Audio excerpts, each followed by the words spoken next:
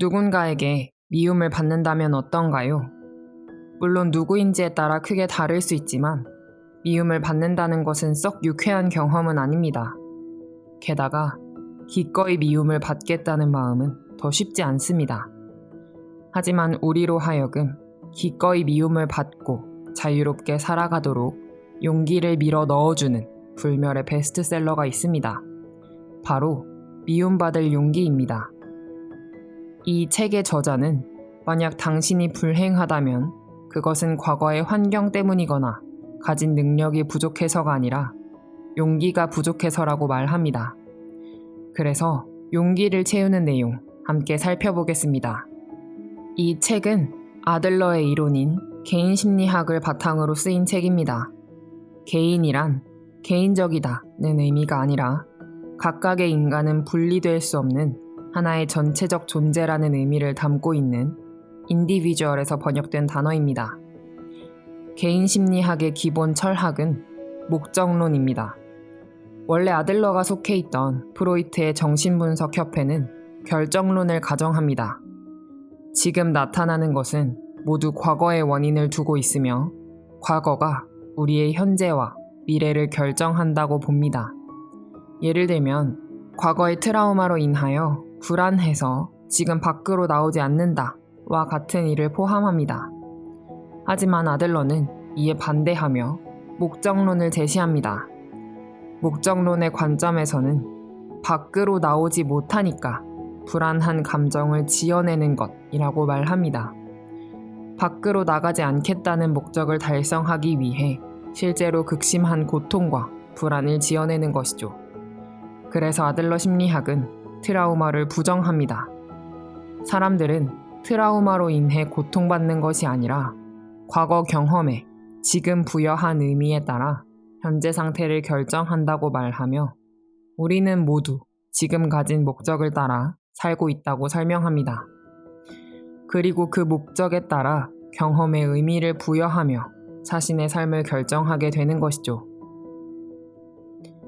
일상적인 사건에 적용해 볼 수 있습니다. 만약 누군가 자신에게 실수를 했고 내가 그에 대해 화를 냈고 소리를 질렀다면 사실 화가 나서 큰 소리를 낸 것이 아니라 큰 소리를 내서 상대방을 굴복시킴으로써 나의 말을 듣게 하기 위해 그 수단으로 화라는 감정을 꾸며냈다고 봅니다. 분노도 목적을 위한 하나의 도구인 것이죠. 이 해를 좀 더 돕기 위해 저자는 하나의 예를 설명합니다. 엄마가 딸과 다툰 상황입니다. 엄마에게 전화가 옵니다. 엄마는 딸인 줄 알고 전화를 받습니다. 이제 엄마는 화가 남은 목소리로 여보세요 라고 합니다. 하지만 알고 보니 상대는 딸의 담임 선생님이었습니다. 엄마는 금세 정중하게 네 안녕하세요 로 화를 빼고 목소리를 바꿉니다. 하지만 전화를 끊은 뒤 집에 들어오는 딸을 보며 다시 화를 담아 소리를 지르기 시작합니다. 이처럼 화와 같은 감정은 저항할 수 없는 불가항력의 어떤 것이 아니라 내 목적을 달성하기 위해 넣었다 뺄 수 있는 하나의 도구입니다. 그래서 우리는 감정이나 과거에 지배받지 않으며 스스로 정한 어떤 목적에 따라 과거나 감정을 해석하게 되고 지금 나의 상태가 정해지기에 인간은 언제나 변할 수 있습니다. 그렇기에 만약 내가 지금 불행하다고 느낀다면 그것은 내가 불행한 상태를 선택한 것이라고 말합니다. 그렇다면 나는 왜 이 불행을 선택했을까요? 어떤 목적을 위해 수단으로 삼은 걸까요? 우리가 가진 이 목적을 달성하기 위해 우리는 자신의 생활 양식을 스스로 선택합니다. 흔히 쉽게 바뀌지 않는다고 여기는 성격이나 기질도 이 생활 양식이며 일상에서 내가 주로 생각하는 방식이나 행동 패턴 등도 이 안에 포함됩니다. 생활 양식은 언제나 새롭게 선택할 수 있습니다. 불행하다고 느끼는 것, 바뀌지 않는다는 생각, 주로 경험하는 감정 등 성격과 기질은 언제든지 바꿀 수 있습니다. 하지만 이를 바꾸기 위해서는 큰 용기가 필요합니다. 그렇기에 대부분은 변하지 않는 지금의 상태를 그저 선택할 뿐입니다. 행복해질 용기가 부족하기 때문이죠. 예를 들어 소설가가 되고 싶은 누군가가 있습니다. 하지만 그는 늘 일하느라 바빠서 글을 쓸 시간이 없어서 나이가 많아서 문학상에 응모할 여력이 없다고 말합니다. 그러나 사실 그는 응모하지 않음으로써 남에게 평가받거나 낙선하는 현실 대신 할 수 있다는 가능성과 나는 재능이 있다는 가정이 남은 현실을 택하여 그 안에서 이런저런 핑계를 대며 살아가게 됩니다. 단순하게 한번 해보면 될 일을 두고 할 수 없는 이유들을 이리저리 만드는 것이 삶을 더 복잡하게 만들게 됩니다. 이런 상황은 특히 인간관계 안에서 더 잘 나타납니다. 다른 사람들과의 관계에서 상처받지 않는 목표를 달성하기 위해 내가 좋아하는 사람에게 거절당하는 현실을 보지 않기 위해 등등 나의 단점을 만들고 찾아내어 다른 사람들과의 관계에 발을 들여놓지 않는 지금의 현실을 선택하기도 합니다. 하지만 인간관계에 발을 들여놓으면 크든 작든 상처를 받게 되기도 하고 나도 모르게 누군가에게 상처를 주기도 합니다. 그래서 누군가와의 관계를 선택하는 대신 지금처럼 사는 현실을 택하기도 합니다. 대인관계를 두려워해서 자신을 싫어하게 되고 자신을 싫어함으로써 인간관계에서 도망치는 것이죠. 이와 관련하여 아들러는 유명한 말을 남깁니다. 인간의 고민은 전부 인간관계에서 비롯된다고. 인간관계는 열등감을 만들어내기도 합니다. 열등감은 아들러 심리학의 핵심 개념 중 하나인데요. 열등감이란 자신에 대한 가치 판단과 관련된 단어로 가치가 더 적은 느낌이라는 의미를 담고 있습니다. 다른 사람들과의 비교를 통해 만들어낸 이 감정 역시 단지 내가 하는 주관적 해석에 불과합니다. 예를 들어 키가 155cm인 남자라면 키가 큰 다른 사람들과 비교하며 열등감을 경험할 수도 있습니다. 그러나 이에 대해 키가 작아 다른 사람들에게 편안함을 주는 재능이 있다고 해석한다면 이를 열등감으로 경험하지 않고 자신의 장점으로 활용할 수 있게 됩니다. 사실 열등감 자체는 나쁜 것이 아닙니다. 인간이라면 누구나 열등감을 갖고 있습니다. 인간은 무기력한 존재로 세상에 태어났기에 무기력에서 벗어나 우월해지고자 하는 욕구를 갖게 되며 이상적인 상태를 추구하는 보편적 욕구를 경험합니다. 한편 우월성을 추구하다 보면 열등감을 경험하게 됩니다. 내가 세운 이상과 목표를 향해 전진하다가 아직 도달하지 못했을 때 부족하다는 느낌을 가지기도 합니다. 그래서 열등감 자체는 오히려 건강한 성장을 하기 위한 자극입니다. 예를 들어 나는 학력이 낮으니 더 잘 해보자 라고 할 수 있죠. 그런데 여기서 더 나아갈 용기를 내지 못하고 어차피 나는 열심히 해봤자 안 돼 라고 생각한다면 이는 열등감이 아니라 열등 콤플렉스가 됩니다. 예를 들어 나는 학력이 낮으니 성공할 수 없다.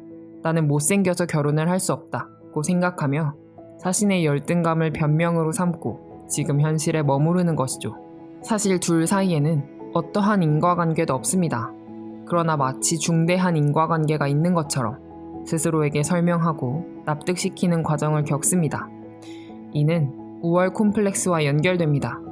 예를 들어 위의 생각을 바꾸어 보면 나는 학력만 높으면 쉽게 성공했을 거야 라는 전제가 있습니다. 이 생각은 나의 유능함을 암시하고 사실 진정한 나는 우월하다는 생각을 담고 있습니다. 이로 인하여 지금의 열등감을 극복하여 보완하려고 하지 않고 마치 자신이 우월한 것처럼 행동하며 거짓 우월성에 빠지게 됩니다. 유명한 사람과 친하다는 것을 강조하고 자신이 특별한 존재인 것처럼 행세하며 소유한 명품을 과시하는 행동을 통해 자신은 사실 우월하다고 꾸미는 것이죠. 오히려 자신의 열등감 자체를 더 부각하여 불행을 자랑하며 특이한 우월감에 빠지는 것도 이러한 우월 컴플렉스에 해당합니다. 불행을 무기 삼아 상대를 지배하며 특별한 존재로 남게 됩니다.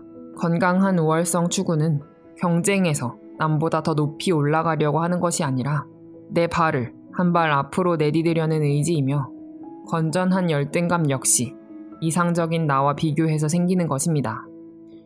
모든 인간은 같지 않지만 대등하며 어떤 차이를 갖고 있든 대등합니다. 모두가 함께하는 평행한 공간 안에서 지금의 나보다 앞서 나가려는 건전한 열등감을 바탕으로 타인과 경쟁하며 세계를 적으로 남기는 대신 함께 사는 친구가 되어 서로를 도우며 축복한다면 행복을 선택하는 오늘이 될 수 있을 것입니다. 그래서 아들러는 사람들에게 다음의 목표를 제시합니다. 먼저 행동과 관련하여 자립할 것, 그리고 사회와 조화를 이루며 살아갈 것.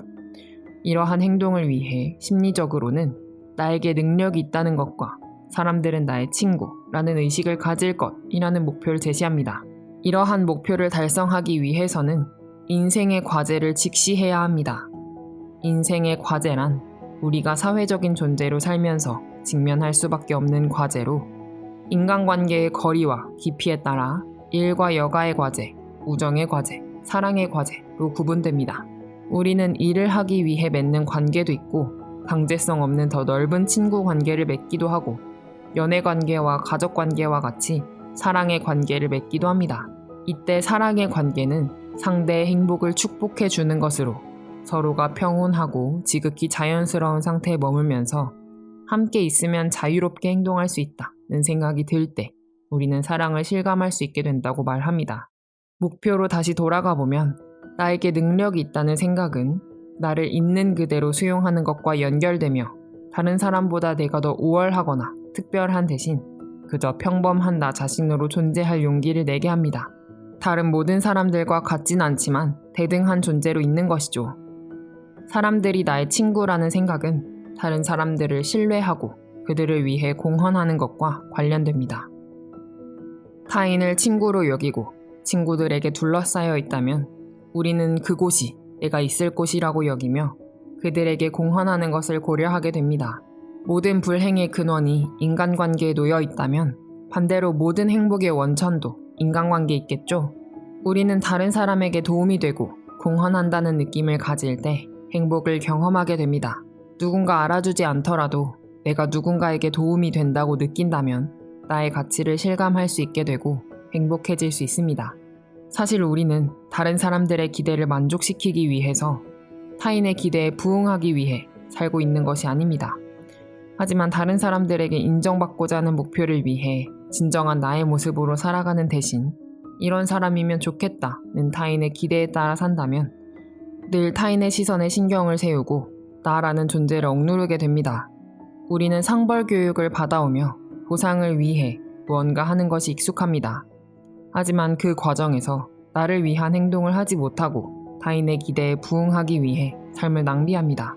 내가 한 선택과 행동에 대해 다른 사람이 내리는 평가는 그들의 과제이고 내가 개입할 수 없는 영역입니다.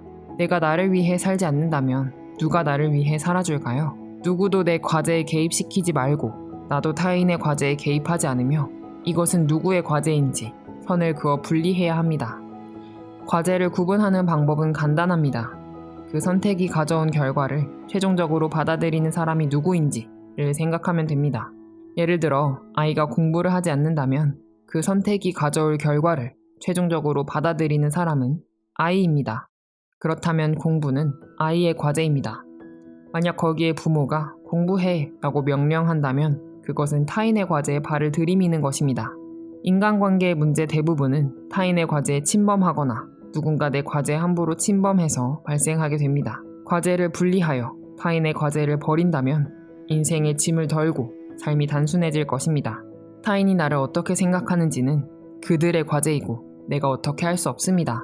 만약 내가 누군가를 신뢰하고 그들에게 공헌했지만 그들이 나를 배신하려 한다면 그것은 그들의 과제입니다. 다른 사람의 기대에 부응하고 그들의 소망을 이루기 위해 내가 거들기보다는 각자의 영역을 존중하며 적당한 거리를 유지하고 내 삶의 길을 자유롭게 가기 위해 선택할 수 있습니다.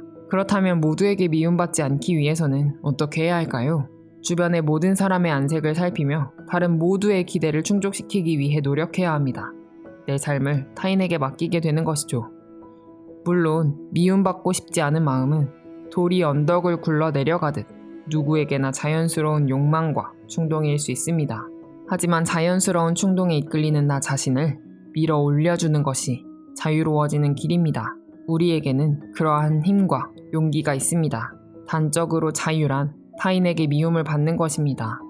만약 미움을 받는다면 내가 자유롭게 살고 있으며 나의 방침에 따라 살고 있다는 증표입니다. 그리고 내가 어떻게 보일지 집착하는 대신 공동체 안에 타인에게 순수한 관심을 가지며 그들에게 공헌하고 행복감을 경험할 수 있습니다.